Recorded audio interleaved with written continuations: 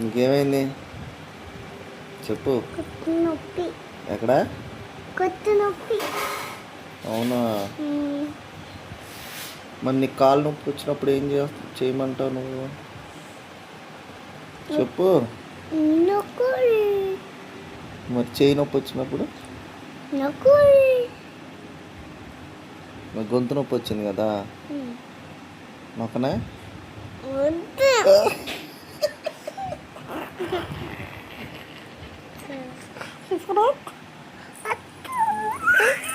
చెప్పు. మరి నొక్కాలిగా, నొప్పి వచ్చినప్పుడు నొక్కాలిగా మరి. చెప్పు. చెప్పు, నొక్కమంటావా? సో మరి ఈరోజంతా అలా మాట్లాడకుండా నోరు మూసుకొని పడి ఉండాలి, ఓకేనా?